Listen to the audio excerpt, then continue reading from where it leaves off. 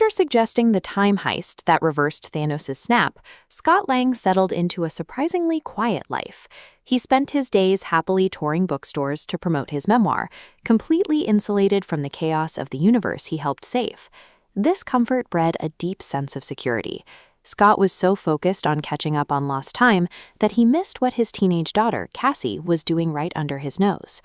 This diagram illustrates what Cassie and Hank Pym built in secret: a subatomic Hubble telescope. Instead of looking at the stars, it was designed to look down, transmitting a two-way signal straight through the microscopic layers and deep into the quantum realm.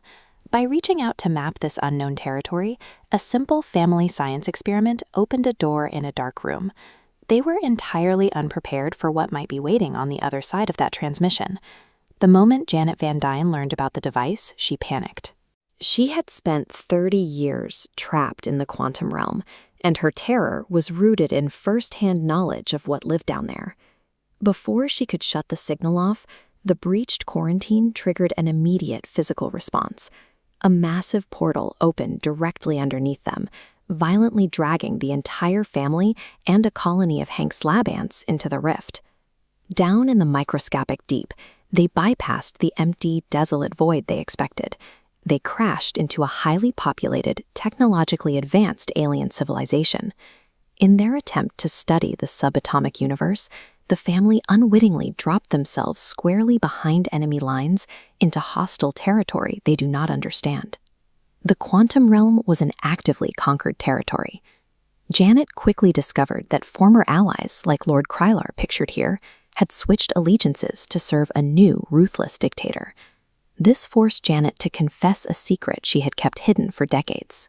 During her exile, she had encountered a crashed traveler named Kang and spent years helping him rebuild his ship's multiversal power core. When Janet touched Kang's ship, she saw his true nature, actively fracturing timelines and burning realities to ash. He was so destructive that his own variants formed an alliance. They exiled him to this subatomic prison, completely neutralizing his time travel abilities.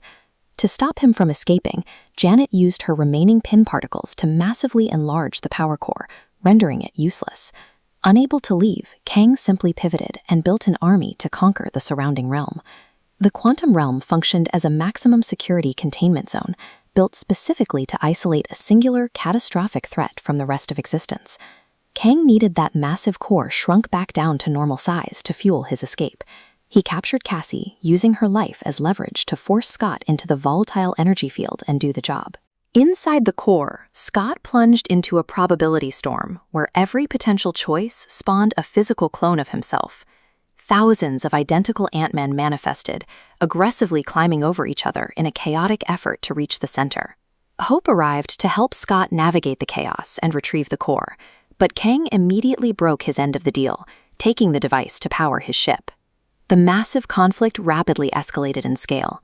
Scott transformed into a towering giant man to smash the futuristic citadel, while Hank arrived with the lab ants, which had experienced thousands of years of hyper-evolution, to shred Kang's forces. In the ensuing chaos, Darren Cross, rebuilt as the weaponized assassin MODOK, turned on Kang and sacrificed himself. This gave Scott and Hope the opening they needed to destroy the core and blast Kang into oblivion. The heroes met Kang's army with overwhelming force and destroyed his escape vehicle, believing they had permanently neutralized the threat. Back on Earth, Scott resumed his daily routine, but a creeping anxiety started to set in. He found himself replaying Kang's final warning that his death would unleash something far worse.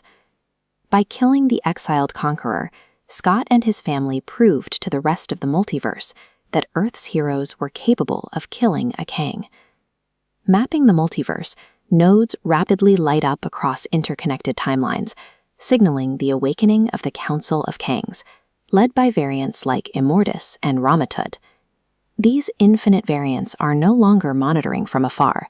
They are actively mobilizing for a full-scale strike on Earth.